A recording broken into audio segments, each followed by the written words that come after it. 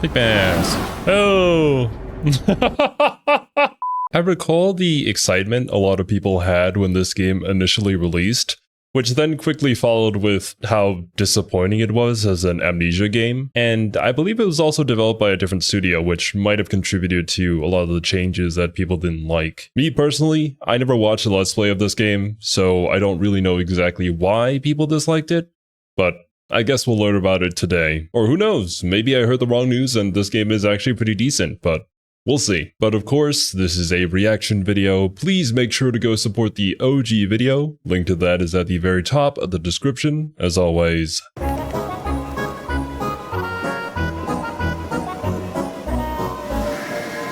Very fitting music for this game. Lovely. You'll love to hear it.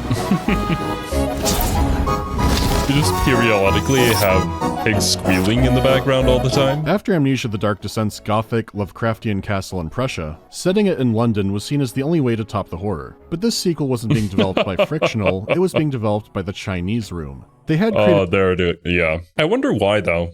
I guess we'll learn about it here. Did some mods, but at this point were mainly known for their single game, Dear Esther. If you don't know it, it wasn't the first of its kind, but it is the game that people invented the term walking simulator for. It's a mainly linear game where you just walk around an island and get a narrative delivered to you. So from the outside, them doing the Amnesia sequel seemed kind of weird. Detractors said The Dark Descent barely had gameplay anyways, which isn't true. But there was a sentiment of, hey, at least the graphics will probably be great.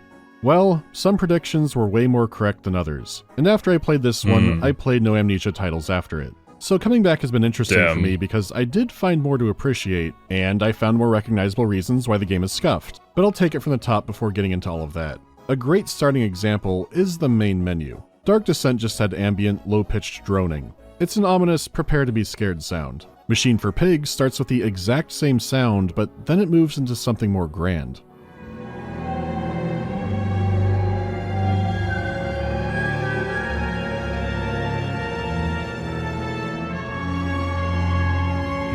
The theme itself is saying this will be bigger in scope. What is?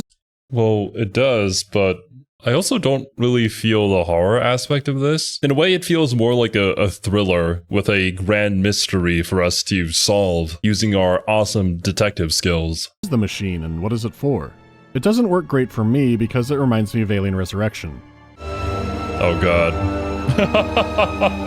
But don't get me wrong, that is a fun movie near and dear to me. But it's still the most immediate tone shift. But as for the intro itself, there's a quote about how making a beast of oneself removes the pain of being human. I hope you're ready for lots of pig metaphors because, holy shit. We open with some kind of machine activating, but it's so obscured in red fog that it almost looks like a graphical bug is happening. It gets better when the room is properly illuminated, but what this machine is could have just been a nightmare. You've awakened inside of your caged bed just in time for the title drop. Like Penumbra and Amnesia before it, it's a first-person game with plenty of interactable... Oh. There's actually precious few things that you can interact with this round. Oh. Well, there's one thing. I'm fairly certain in both Penumbra and in Amnesia: The Dark Descent, everything was physics-based, so you could just grab and chuck anything that you wanted, which kind of added to the fun of the game. Removing that here is an interesting choice. I'm gonna have more to say on this in a little bit. You play as Oswald Mandus, the head of a meatpacking company in 1899. He's had feverish nightmares of the machine and sometimes a man in a fursuit, but now his children are missing. It'll be tricky to find them because Mandus' estate is large, but also bizarre. It's lavish, but to the point where the number of paintings on display is excessive. Yeah, that makes absolutely no sense. How much art do you need? I wonder what the twist of the story is gonna be. Is it like, we're not actually in our mansion? We are stuck in some alternate dimension, maybe? Even for then. And the subject matter can be strange or about pigs. But it's definitely the secret passages and caged beds and pervert one-way mirrors that seem the most alarming. The mansion also has direct access to the Mandus meatpacking factory, so it's possible his twin boys are lost somewhere down there. To make matters worse, while Mandus was sleeping, the machinery was sabotaged, which might have been the sound that gave him the nightmares. This is reported by Mandus' chief engineer, who believes that his children are trapped somewhere down below, along with giving other useful tidbits of information. Thanks. Moshi Moshi. Precious eagle cactus fruit. Help us. Fantastic. On the way to find your twins, you'll be shadowed. What the heck was that? Can you be more cryptic? And like, we're only 3.5 minutes into this video and I'm already sick of seeing pigs. I feel like this is going to be a running theme. By pig masks and pursued by pig men. But for a game following up Why? a lot of famous chase scenes, there aren't going to be as many as you think. So that's the quick rundown, but we have to address the graphics. The issue is, the game has some great art direction. Between Mandus's eccentric estate, the dirty streets of London, a strange church, and the impossible size and scope of the machinery, there is fantastic stuff here, but it's a problem when you can't fucking see it 90% of the time. And it goes way beyond just being a gamma game too dark issue. No.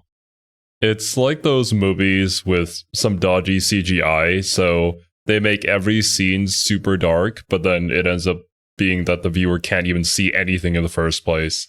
Like, what am I supposed to be watching? The first game had that right in the title, and there were some areas where your lantern was the only thing guiding you along. But even areas that on paper could be pitch black like a cellar could have some lighting to them. Pitch darkness would still let you see directly in front of you, or give you other help you might not have noticed.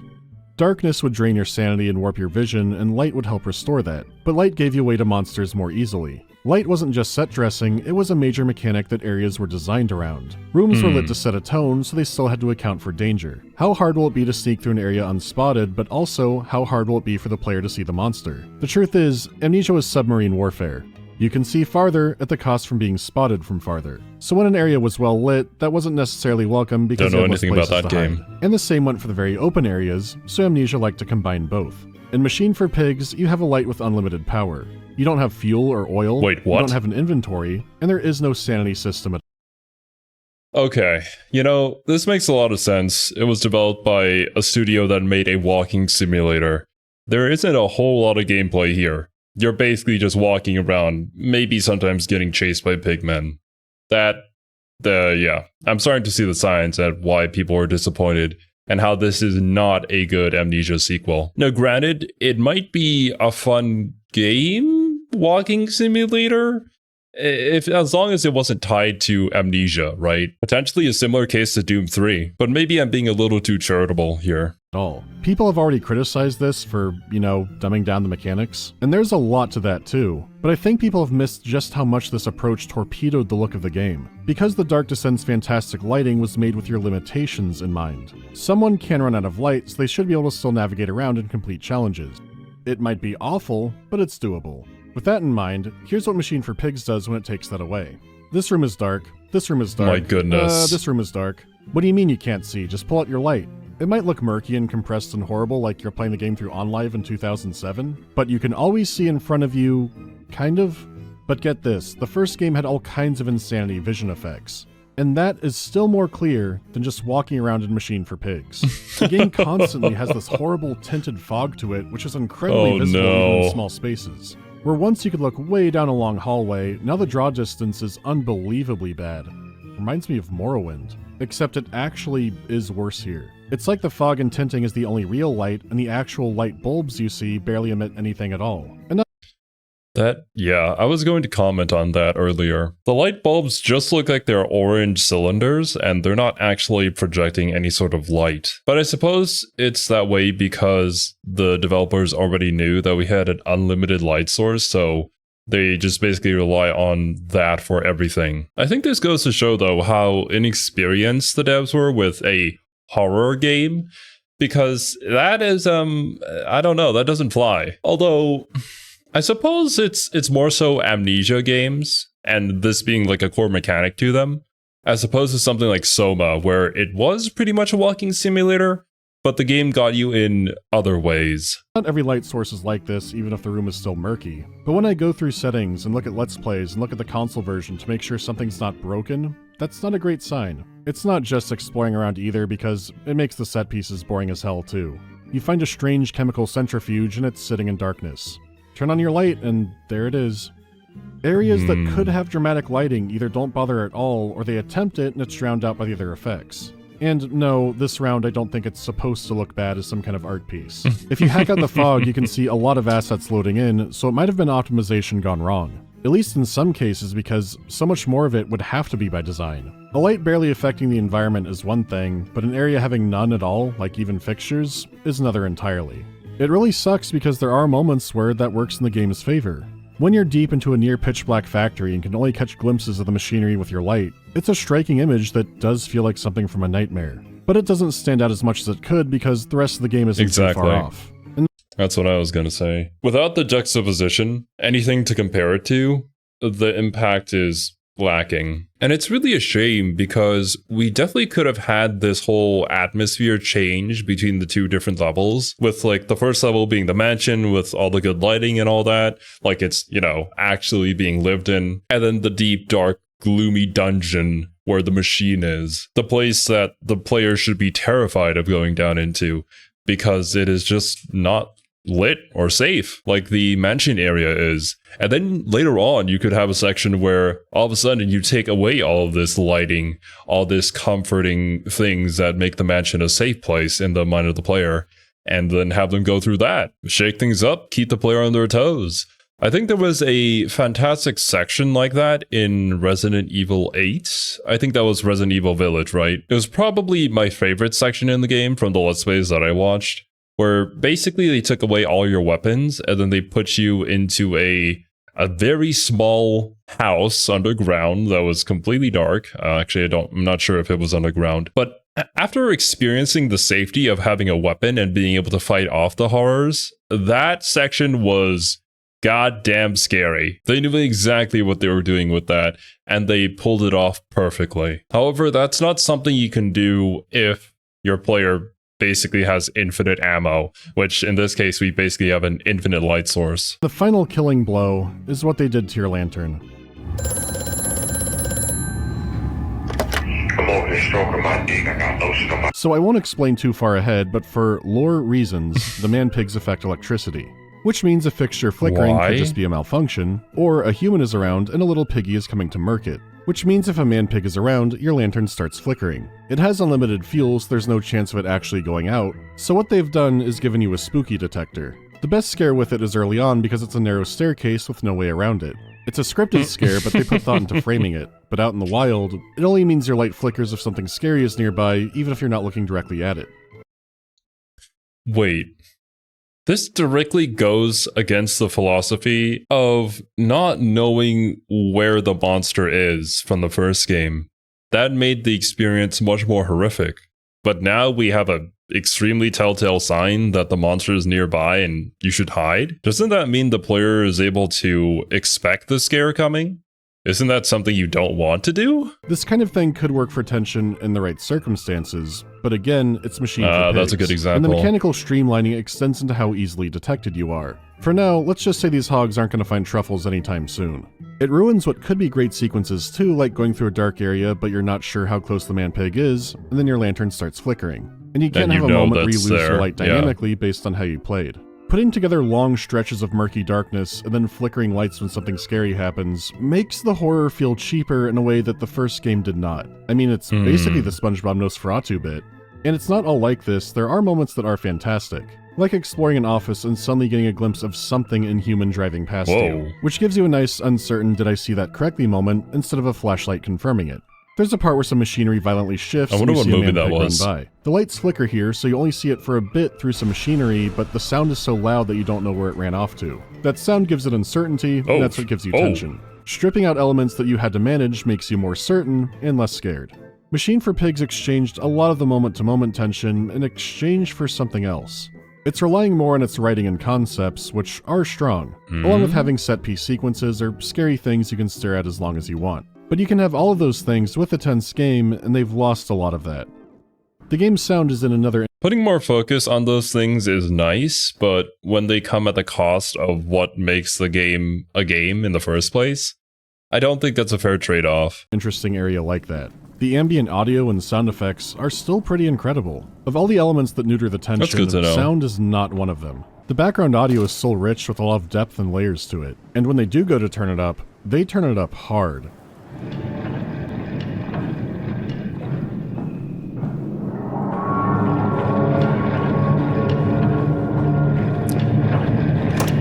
Why do we have this machine in our basement? What is wrong with us?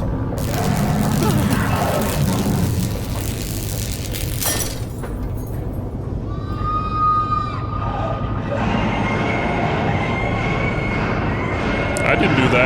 The actual sound design might be even better than before. It can just be harder to appreciate because it's not used as effectively. When you're hearing pig-human hybrids crashing through the factory, knocking God knows what over, those can be the actual tensest moments in the game, even when the danger has never been farther. It's such a huge missed opportunity for this kind of work. There's not a lot of background music during the game, and it's not used like The Dark Descent either, but the ones that do play during cutscenes and set pieces are very good. They are attached to some big story moments too, so I can't show them just yet. But the larger scale that the title screen hinted at is definitely delivered on.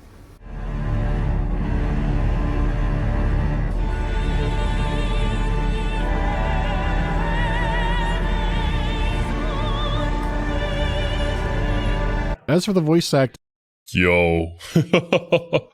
Literal goosebumps. That is a really good scene, actually. And I can see what Mandalore is talking about with the set pieces. And it also makes a whole lot of sense because, you know, they make a walking simulator. The whole game is supposed to be a set piece, so that's what they're really good at, and that's why they excel at it. I still need to know, though, like, why did we outsource this project? If we had people who were familiar with horror games on the team, it might not have turned out like this. It's excellent, which is fantastic when the game's cast is this small. The delivery is always perfectly as cruel or maniacal or as dismissive as it needs to be. There may not be that many characters, but there's not a moment where a line falls flat. Except for the kids, but luckily they don't have that much. Come and see, Papa. We found an egg. A stone egg. And even that's not horrible. You seem to have undergone quite a profound conversion in Mexico, Mr. Mandel. You could not have seen it yourself and not, Professor. As we disembarked, even through my fever, I saw the detritus of this so-called progress. I saw starvation and disease, rot and destruction polluting the waters of the Empire. We are ruiners, you and I, and all of us, and we make the world unclean. I have such visions to share with thee. If my jaw be unshackled and you harvest the crust from my eyes. My one complaint here is what? that the audio mixing can be very inconsistent. Background noise can drown out lines, and when Mandus is speaking, he sounds too quiet and far away. That's unfortunate. I wonder why audio mixing is so difficult for so many video games to get right. Like, behind the scenes, how does that even work? I know that when I'm video editing, I can always just go into the mix as a whole and put whatever filters that I need on it and adjust the volume there, but if you're making a video game, maybe you just have to level the audio for every single audio source during whichever moments they play in the video game. Actually no, that doesn't make any sense. I feel like they should probably have a good idea of what's going to be a voice and what's going to be like a background noise. And so you would level those out at whatever decibel they have to be at, and then you would send those files to be played at whatever moment they need to be played during. It's just a personal frustration of mine because we played so many visual novels here on the channel that have music that blasts way too loud. And even though you turn the music all the way down and the voices all the way to their maximum volume, you can still barely hear the voice over the music. I don't know why they haven't fixed it after so many different games, but it's just so consistent with visual novels. Beast! Creature! Where are my children? Where are my children? And that's a problem when you can't adjust sound levels at all. So presentation-wise, it all yikes. comes together to be a weird mix of stuff. The visuals are usually murky and awful, but sometimes you see something striking. There's incredible sound design, but the game rarely takes advantage of it. The horror can be existential and high concept, but they also want to flicker the lights and make the room scary. They try to go for pig mask jump scares. Big bands. Oh! I die of laughter. It's just such a strange blend of things where you see the potential of the game, but it's just underutilized because the people working on it might not have been experienced enough for this kind of project. I just hope that this isn't one of those scenarios where it's like the publisher intervened or executives said no, and then it made the game this way. Hopefully we do get to why, though. If not, I might search it up after the video. Pig. I honestly don't know what to say to that. Having the masks follow you around, sometimes subtly appearing and disappearing, is one thing, but genuinely attempting jump scares with them comes across as desperate. So now is a perfect time to get into the mechanics, or really, the lack of them. I think what bothers me most about the gameplay is it's exactly what people will say The Dark Descent is if they haven't played it. I've already talked about how removing limited light and fuel has utterly changed the look and feel of the game, but there's more to it than that. Because you've got no inventory and so no healing potions, if you take damage, you regenerate it right back. Even dying is difficult to achieve as big holes have guardrails everywhere, and even the monsters don't usually kill you, they just knock you out. And the monster encounters barely account for anything. Where the chases in previous games could cross all kinds of rooms and hallways, the ones here can be unbelievably small and closed off. And even having that, their AI seems dumber and has more limited senses. In the areas where you're supposed to sneak around, I had to go out of my way to be chased by them. I'll show you how dire it is, but I must warn you, this clip will contain pigs, so I hope you're ready. Roger that. Pig!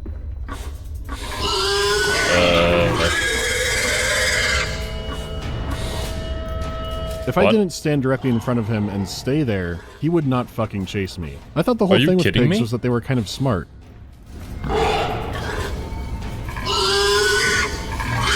Oh, look at that scary monster. Where's the tension in the chase? The whole siren sound and then the sound of the thing just breathing heavily trying to chase you down? That was phenomenal from Dark Descent. This is just kind of a joke. And it's interesting that we went for this more existential, more grand scale sort of horror. But then we mixed in the cheap jump scare bits. I guess really the only thing that can explain that is just because, oh, this is supposed to be in a horror game, so we threw it in there. I definitely feel like the game would have been so much better if we had just leaned into one thing. Well, maybe not so much better, but better than it currently is. He chases me a few steps, but I can easily outrun him, so I have to stand there for him to kill me. With that advantage, it still takes him multiple hits to drop me down. Okay, there, he finally killed me. Except he didn't kill me, he knocked me out and put me in this pig cage. I can actually see him walking away, so let me go try to get murdered again. Except no I can't, because he's actively running away from me.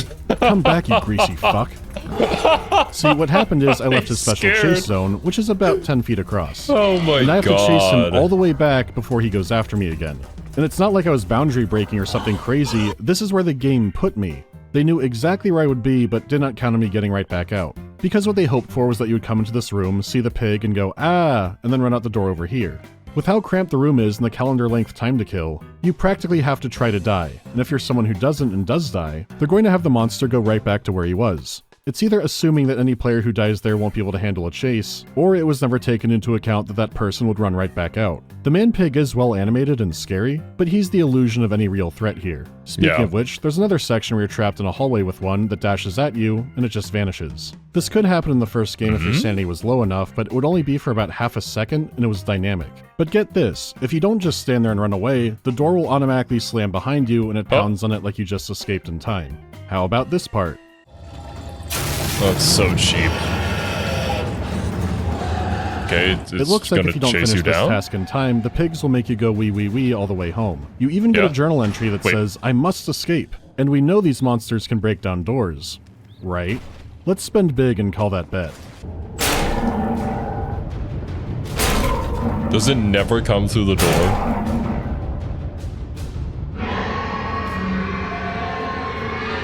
I guess not. What? To give a final example, the water monster.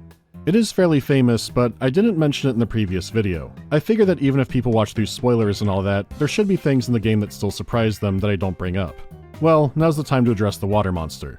It's some kind of creature from the mysterious dimension that Alexander comes from. You avoid it by platforming and throwing things to destroy. Okay, I knew of the water monster. I had seen plenty of clips of people trying to avoid this with all their might, and you have to jump on the boxes and stuff like that. Don't know the dank lore behind it though. Distract it, particularly human limbs. You can even throw a few in the water so it has a stupid mukbang as you make your escape. You never learn much more about it beyond it being a vicious, feral creature, and you need to be quick, careful, and have good timing to escape it. Machine for Pigs introduces it with the exact same musical sting, but it's a little more electrical this time. It only blocks your way until you drain it out, but at one point you do fall into the water with it. And I know sometimes people will say a linear section can feel like it's on rails, but this is almost literally on rails. Oh my God. It feels like I wanted to go bowling and someone put up the bumper guards. So even though it guides me right to the exit, let me be a human houseplant and sit here and die. Oh man. Except I don't, it puts me right at the exit. If I crawl down to die again, it puts me in an area right by this. Aren't they supposed to be ravenous carnivores? Well, they're not those. Instead, according to the notes, they're invisible pigs caught between two worlds. Because... Are you kidding me? Does everything have to be a pig? Okay, what is the point of the machine for pigs? Why do we heavily rely on this pig theming? Like, what is the message at the end of this game? Is it going to be about, like, greed? About sloth? Have we committed some sort of sin that we deserve to become a pig? Or is this Spirited Away? Everything in this game is a goddamn pig. The creature helps you progress, or We're also a detains pig. you. And yeah, in the first game, sometimes monsters would disappear after some deaths, but you could still lose tangible progress. It didn't Disney fast pass you ahead, and there's a hard mode option where that doesn't happen. This is just silly. What I received, I am a bit disappointed with because it's a contradiction to what I have been seeing it being portrayed as versus what I actually got. The fact there are barely any interactable objects makes more sense now. You don't ever need to throw anything to fight back, there's no furniture to hide inside, and the few things you do pilfer through are purely for finding more story notes. Or, on very rare occasion, something strange like the teeth drawer. So if you have less to interact with, no inventory, and less tension from the monsters, where does that put the puzzles? Well, it mainly means carrying items around, but luckily not too far, as the puzzles are now nearly pointless. Oh, a switch is stuck. Go down the ladder, fix the hatch, and now the switch works. The problem solving is the simplest it's ever been, without the pressure of a monster shambling into the room while you do it. There are 2 or 3 that are okay. Wasn't there that section in Dark Descent where you had to go down into the basement where all the monsters were hanging out in order to grab a bunch of parts in order to fix something? I think that was great. It forces you to go into the danger zone that you know is dangerous for a fact, but you kind of have to be there, and you need to be stealthy and sneaky, and if they start chasing you, you gotta learn how to escape them in order to progress. Sure, you can have the puzzles, but you're still fundamentally a horror game. You kind of need to scare the player. Hey, but they lack that tension. What gets to me beyond the game being so streamlined down is that it's basically wearing the skin of a better one. It says Amnesia, so people are going to expect monster encounters, and they're going to expect puzzles. The elements are Yeah, there it is. It's like saying that your game is a AAA game and then putting an $80 price tag on it. Like, people are going to have an expectation of it. And if you don't meet that expectation, then your game is shit. Whereas if you had said it was like, what, for $20, it's like an indie developed game, people are going to have very different expectations of something like that. If you're going to make a sequel to such a legendary horror game, it better not be this. there, but rarely have consequence. The easiest, most simple tasks will give you a journal entry for hints, but sometimes that same pop-up is giving you more story and insight. So the solution could be obvious, but you're always compelled to check the journal anyway.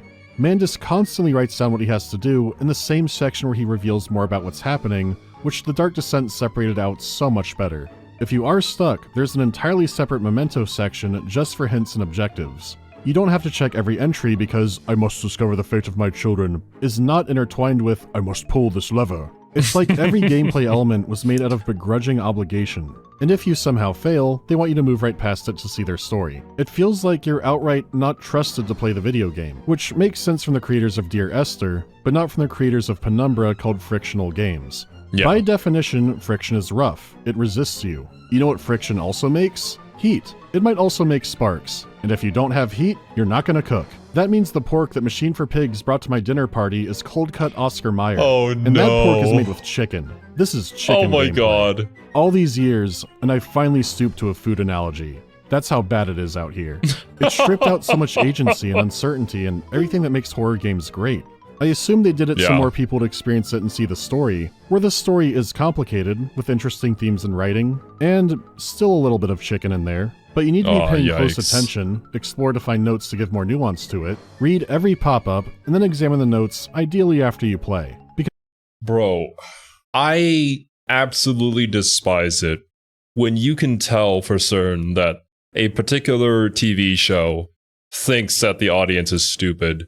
So they tell you every single thing, and then they constantly flash back to the thing that they said 5 seconds ago because they're afraid that you would have forgotten about it, and that the moment that they're trying to convey wouldn't hit you because you didn't know that information that literally happened 5 seconds ago. Granted, I do acknowledge that those pieces of media, they do have a place to exist and an audience that they do cater towards, but I'm certainly not that audience, and if you're going to say that you're an Amnesia game, I don't think anybody who's an Amnesia fan would be a part of that sort of audience either. This just shows a clear lack of understanding of who their target audience is for the game. And it would be a similar situation as to let's say Elden Ring constantly has pop-ups to remind you of what the controls are, or to tell you about story bits that you might have missed along your epic journey to go and become the Elden Lord. Imagine if Elden Ring did that after such a long history of Dark Souls games that never held your hand. I think that would disappoint everybody. Because there's a good chance you could go through the first time and still not fully understand what the hell happened. If you did, then you know there are still parts that are ambiguously real or don't have clear explanations. It gets praised for being a smart story with a lot of angles to it, and I would agree there. But I do have issues with how the story was told. Plus, in the end, it's the only thing really interesting about the game. Imagine the same story with Dark Descent gameplay or an expanded version. It could have been something spectacular, but this is what we got. Okay. I do prefer a game to have a good story with a pretty mid gameplay. Like, at the very least, I have something that I can latch onto and enjoy. Others may prefer gameplay much more. It's more of a personal preference. But there does come a point where the gameplay just isn't good enough, and the story, despite being good, isn't enough to carry you through the game. And this might be one of those situations. Motivation isn't infinite, and the player better have a good reason as to why they're spending their free time going through your game. Talk more about that in detail, so if you don't want spoilers, go to here. We are here to learn.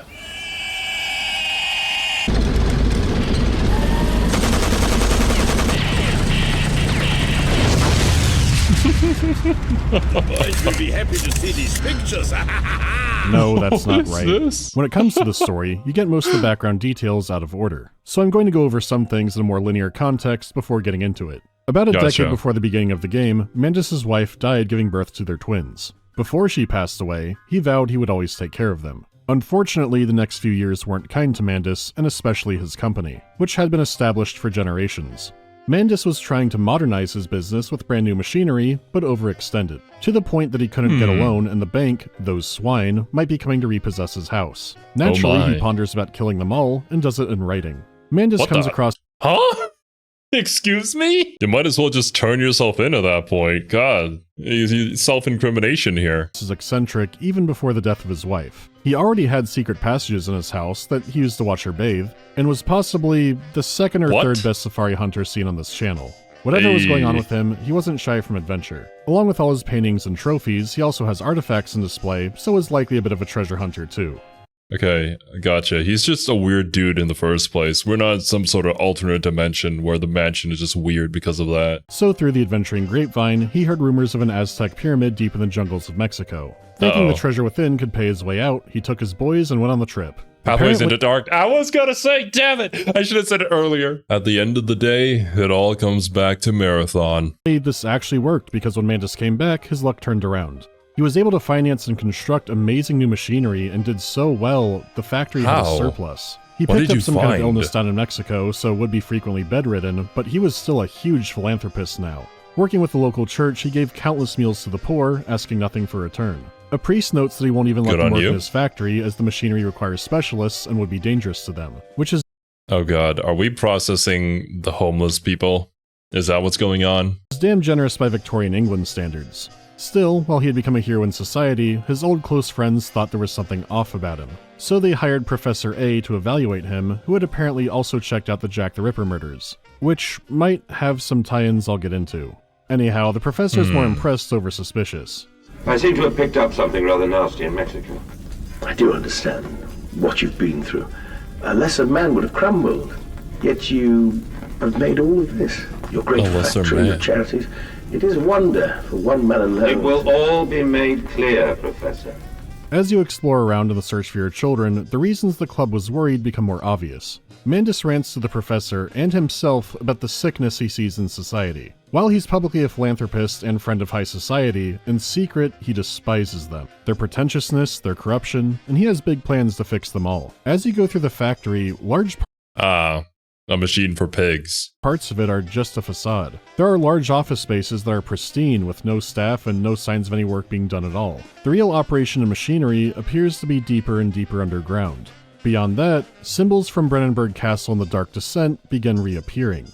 In fact, some of those artifacts that Mandus has also look familiar. A strange symbol on an altar deep in Alexander's chambers is also on a grave in a nearby church courtyard. Mandus mentions how London engineers find tunnels and ancient structures beneath the city, and his architect tells him there's an iron ball at the center of the planet and calls it the egg of the world. This architect is the same engineer that calls up and is someone Mandus met on his expedition in Mexico. He's been helping Mandus design and build the great machinery, but if the surface level is fake, what the hell is it for? And most pressing of all, why is the factory full of man-pigs? Right. What happened? During the Mexican vacation, Mandus's kids found something they described as being a stone egg. Apparently it had some kind of way of speaking to Mandus, and when he got home he placed it on his mantelpiece, along with burying some shattered skulls in his garden. With our Dark Descent connections, this egg in a temple was likely another orb, or at least a piece of one. But when Daniel took the orb, he was hunted by the shadow, so why isn't that happening to Mandus? It's possible that he could. Is it happening to the pig kids? masks that keep following Mandus around look like they could be decorated in a Central American style, except pigs didn't arrive in the New World until Cortez came to get real busy. So Aztecs weren't seeing pigs until their doom was upon them. It could be something Mandus saw in Mexico, but what's the most telling is the top of the mask has a depiction that looks like the orb. It's right over the brain too, implying that the orb had influence over them instead of hunting them. It's around a lot, but I don't think it's the shadow, and even if it is, it's not like the one in the first game. I see it more as a metaphor for Mandus feeling haunted and not hunted. Plus, it's the kind of thing I would expect more from the Dear Esther team. Now, I'm not an expert on Aztecs. I only had a brief Aztec death whistle musical career. What?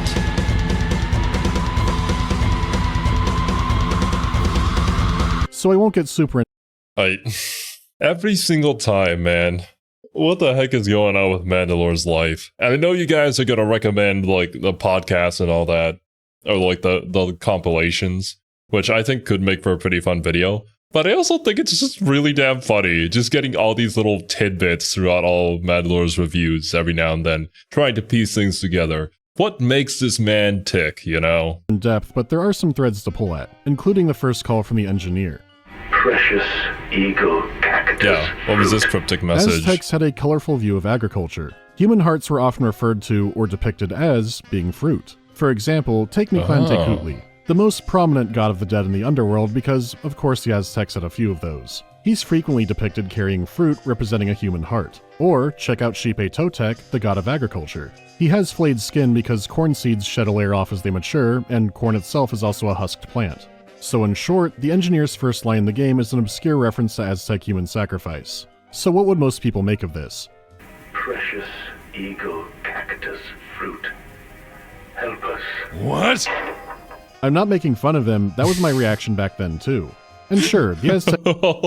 What else are you supposed to say to that? Like, yes, exactly. That is referring to the ancient Aztec culture. I'm fairly certain anybody who said that as a Let's Player is either a historian or they were spoiled on the game. Themes and imagery grow stronger through the game. It may be graphically rough, but they still do interesting things with the visuals at points. If you did catch it, or looked it up later, it means the engineer's first line is about sacrifice, which is a major theme of the game. Is it going too hard too fast, using a historical reference instead of a concept? Maybe. But to be fair, you're not going to see this kind of thing in a lot of horror games now. Mandus doesn't believe the Aztecs were savages because they believed that sacrifice was the only way to save themselves from destruction. And now he wonders if maybe they just didn't kill enough. Mandus believes doom is coming, and only he can save it with the help of his new friend and their wonderful machine. So how is it built, and what exactly does it do? Oh god, it's a human sacrifice machine for the pigs of society. I kind of see what Mandalore was talking about, though. There are some really intriguing plot points here that have to do with a lot of themes that aren't really addressed in most horror games. Like, I can't think of a horror game that has this ancient Aztec theme to it. It's finally time to address the man-pigs. Mandus already had employees, but for this kind of scale-up, he needed more. Well, through connections made through the power of the orb or family, he learned about the Brennenburg compound, an elixir that can cheat death as we've seen before, so likely vitae. He even managed to acquire a corpse of one of Brennenburg's monsters, saying that he could smell the orb on it. And he also smells the work of his great-uncle on it, meaning he's either related to Daniel or Alexander. But since they're both from London, it's probably Daniel, along with other context clues. What? That makes more sense, You think I speak Prussian? Do I look like an inbred hog, sir? Prussians also make his list of things that are pigs, along with the rich and the poor, capitalism itself. Everybody. Everyone. This government. They make pigs of us all. Major societal institutions. God. The old god is nothing more than a lamed hog. Say it's a pig, and you're correct. We are the pig, Professor. We are all the pig. He may be a crazy man, but this is to a point where it gets grating. There are moments where the pig comparisons work wonderfully, and a lot more that just feel shoehorned in. I guess Yeah, it's just very heavy-handed. I feel like the best reveals are when you don't really know exactly what's going on, like you might have an inkling of it, but then near the end of the movie, they say the line and then it all clicks together. Those are the much more satisfying ones as opposed to the ones where it's just like throwing it in your face every few seconds. Like, give me that moment of, oh, now I understand why it's called A Machine for Pigs. Can't say the game doesn't reflect his obsession with that.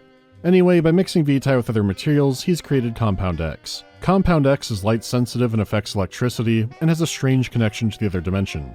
So that's why the pig people walking around affect electricity, gotcha. I'm assuming this got out and people got infected by it and so turned into those pigs? Most importantly, it's what lets Mandus fuse people and pigs. Though early failures are caught between two dimensions or shifted back and forth.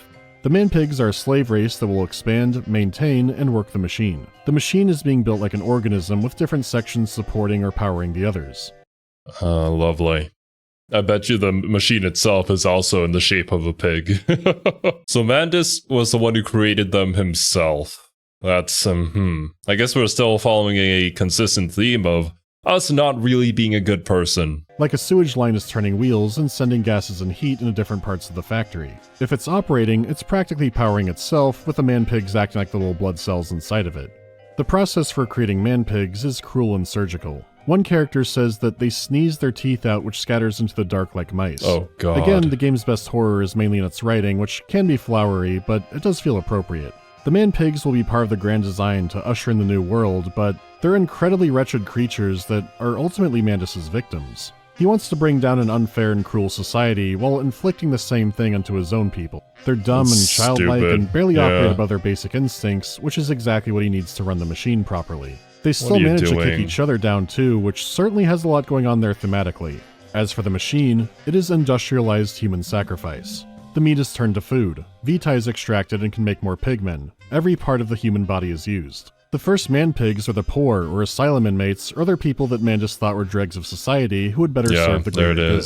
Institutions that he thought metaphorically made people into pigs, he has made literal. He hates the church because he believes it gives a false promise to the poor that they'll have a better life after death if they're good and compliant. You know, what would be hilarious is if by the end of this game, we also turn into a pig. The charitable church that he essentially takes over is visually surrounded by the factory. He changed the iconography to revere man-pigs in the machine, and the depths of it lead directly into that conversion process. All for the ultimate goal of sacrifice. I am the jaguar-faced man. I am the feathered serpent. This priesthood is mine. The doom he foresaw wasn't some kind of Lovecraftian nightmare, it was just the future, and particularly World War I, where both of his sons would die in the Somme. So he killed his sons in the steps of that temple to stop it from happening in a panic, and then came back to see if he could stop the entire thing from happening at all. Wait, what? Excuse me? Did I hear that right? Bro. You foresaw that your sons would perish, so you took it into your own hands to make sure that they did? What kind of moon logic are you operating on? Granted, this guy is sick. He's very sick in the head. So, I suppose that would explain all of this madness, but still, it's just ridiculous. The person you should throw into that machine is probably yourself. You should be the first one to go. Things can get tricky. Most of his rants are directed against high society, the government, and institutions that would get involved in the war and ultimately cause his children to die in it. If that's the case, why does everyone need to be fed to the machine? The game could have fallen into a trap here, but the game avoids it. Because it does have the symptoms of what I'm going to call for reference, Batman film villain syndrome. Bane wants to expose corruption, and starts a kangaroo court to punish the perpetrators, but actually he really wants to blow up the city. The Riddler wants to kill the elite corrupt, especially because they helped make his childhood extremely shitty. But actually, he wants to flood the city. Mandus wants to literally eat the rich and punish the nobility for what happens in the future, but actually he wants to sacrifice the whole city. If they kept it to where Mandus was only attacking rich people, there would be endless Mandus did nothing wrong arguments. which would at least keep the game more relevant, I guess. But instead it's him lashing out at everyone and everything in the world with strong writing to support it. I suppose it makes sense for somebody who's gone off the deep end. I never actually thought about it that way though, but the Dark Knight Rises comparison is quite accurate. Within the Dark Knight trilogy, I think most of us can agree that the Dark Knight Rises was probably the worst one. There were just so many twists and turns that didn't make a whole lot of sense, and there were certain character moments that could have been so much better if they were done differently, let alone Bane just not being as interesting as people wanted him to be. Bendis believes he's a revolutionary, but his goals are incredibly self-serving. No, he's a madman. He's still exploitive while doing it, and you see these types all the time. Because he wants everyone in the machine, he has observations on all of them, and the revolution part just becomes kind of a joke to him. He talks about how it's harder to trick the poor into the machine over the rich because they're so used to abuse and trickery. But he's still catching the rich and feeding them to each other, and the caged beds are part of that contraption. Like I said before, the factory just operating powers different parts. The beds operate off a pressure system from that dumps the rich people into the machine directly. He loves this. The movement of the masses is a casual factor in the extermination of the rich. This is physically what's happening. Maybe he thought a modest proposal was an instruction manual, but it is funny how crazy this all is. It seems like a machine that'll keep slaughtering and expanding endlessly, but it does have an endgame. See, the machine is alive and it's Mandus's evil side or something like that. The evil parts of himself went into the orb when he touched it, and it then instructed him on how to change the world. The engineer is the machine, and maybe it had done this before to the Aztecs. Tezcatlipoca was a god of chaos, but also divination. So in this setting, maybe they could physically see their doom. But were they being exploited by a different power? Luckily, before Mandus was fully exploited, he grabbed his dick, looked in the mirror, and called himself a hypocrite. That's what happens directly. Wait. Excuse me. I'm glad that at the very least, apparently he washed his hands and then took to bed. He came to his senses, began sabotaging the machine, and then collapsed in his bed, kicking off the game. So after he's fixed the machine, the final stretch is breaking it again as the machine unleashes man-pigs on London. Mandus, I know you are out here. I own this city. I am this city. No! This is not what I meant! This is not what I meant. What did you mean? If you call for gruesome, violent revolution where you live, but can't make eye contact with the delivery driver, I want you to remember this scene. The attack on London does feel apocalyptic and is a high point of the game, but it's still very linear and set-piecey. It's still hard to be in danger unless you're really trying for it. They try to add more gameplay after this by having you sabotage the machine and avoid a large monster, but there's still not much to it. Story-wise, the machine, which is the stone egg, reveals it wants to destroy another egg. It wants to reach the core of the planet and split the atom there and destroy the world in fire. It's better for mankind to just die off rather than suffer. This is the same warped logic that had Mandus kill his sons taken to the extreme. Yeah, so you descend down to save the world, kill off that part of yourself, and fix your mistakes. Seems like a solid story. It is, but for how good the writing is, how it's told can be weirdly sloppy. The machine's big reveal to you in the end is that Mandus killed his children. The situation with the kids is the easiest plot thread to follow, and if you're remotely paying attention, you'll know fairly early on that Mandus killed them. So it lording this over you and taunting you for it feels very flat since you've likely known this for a while. Also, since Compound X bounces you between worlds, Mandus might teleport around during the end, and it starts getting unclear what's in his mind or real, except for the very end, which is most likely internal. There are so many strange little things brought up or areas that feel like they're missing. Like some of the streets are attached to the Whitechapel murders, and Mandus mentions that Jack the Ripper might be a man-pig. It could also be that his soul was truly split when his wife died in childbirth, so technically 2 sets of twins are being born. And then that's how the orb latched onto him. It's very unclear.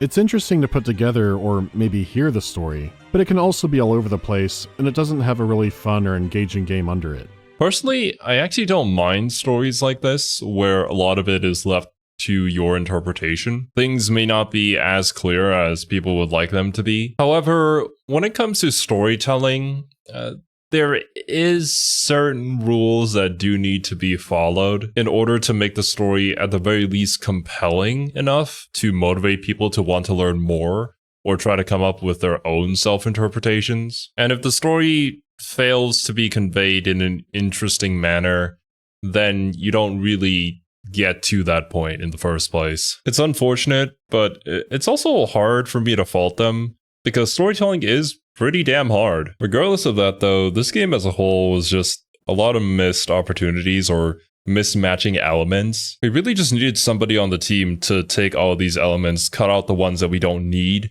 and then make sure all of them connect back into each other in order to make this a fully complete game. But as it stands, there are just some holes here and there that you can clearly see in all aspects of the game, which is why people likely did not enjoy their experience with it. It's a shame because there's a ton I do like about the story. The fact that all the horrors Mandus saw were the creations of people. How he did vile things to try and stop it, and maybe he could have if he didn't take it so far. He saw institutions that he thought chewed people up and spat them out, and he made it actually happen.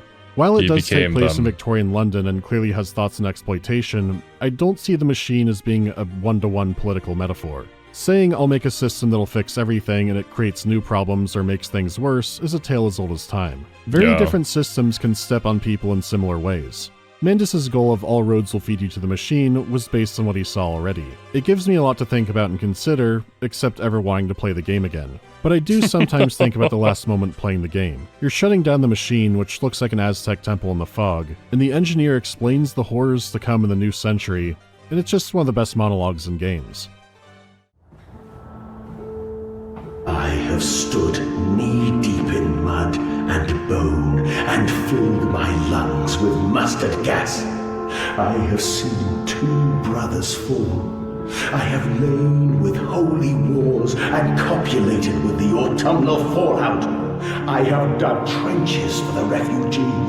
I have murdered dissidents where the ground never thaws and starved the masses into fame.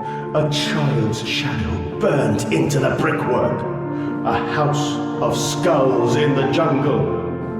The innocent Mandus trod and bled and gassed and starved and beaten and murdered and enslaved. This is your coming century. They will eat the Mandus.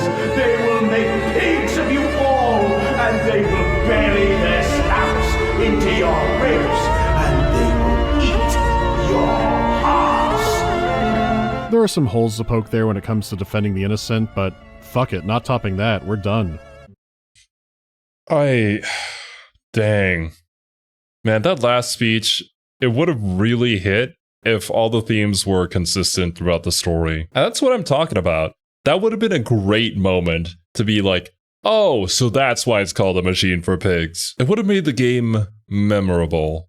And that's a damn shame that it isn't. Props to the voice actors, though. They're really killing it here. We all make sacrifices, and sometimes it feels like we do rip our own hearts out sometimes. The ironic part is a game about sacrifice sacrificed so much of the game that I have no reason to come back and play it over the Dark Descent, even if the story is more interesting and layered. It could have been one of the universally great horror games, and instead it's a divisive one for very good reason. But even though I didn't like it much, you can still go play it, and not all games have that luxury.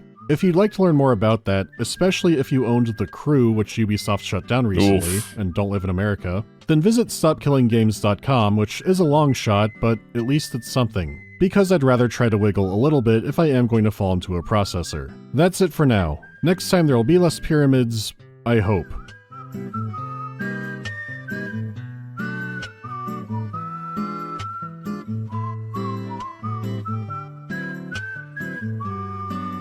Strogification or being turned into a servitor. That's actually a hard one because they seem about equally nightmarish. I think Strogification might be more of an upfront nightmare, but the servitor's long life could definitely be worse.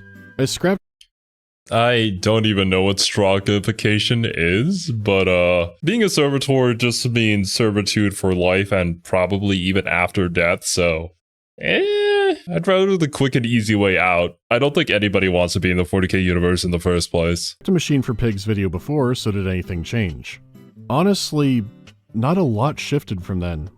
I just didn't want to bother editing the game because it looked terrible in the editor. Beyond the fact I just don't like playing it, and I really fear how this video will actually look on YouTube after compression. I'd prefer the videos to not look so awful if I can help it.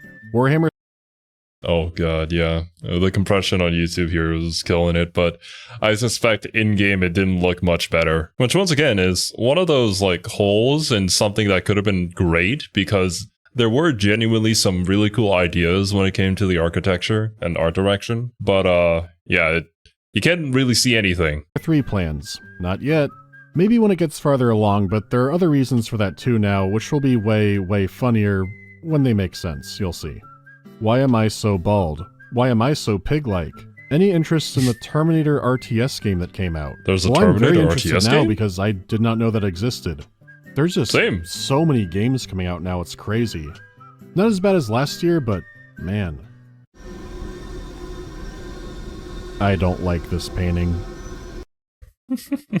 That's definitely one of my issues with the modern era of gaming, where there are just so many new games that are really cool that I want to play, but I just don't have the time to commit to all of them. But yeah, dudes, did you play Machine for Pigs? And if you did, please let me know what you guys thought about it down in the comments below. I shall vicariously live through your experience. But I would be really interested to see if there was anybody who watched this reaction that actually did enjoy Machine for Pigs. And if you did, why did you enjoy it? I can certainly see different aspects that could be really cool to people, but as a whole, it could have been better. At least that's my opinion after watching the review. But yeah, that's gonna be it from me. Thank you guys so much for watching, hope you enjoyed, and I'll catch you in the next one.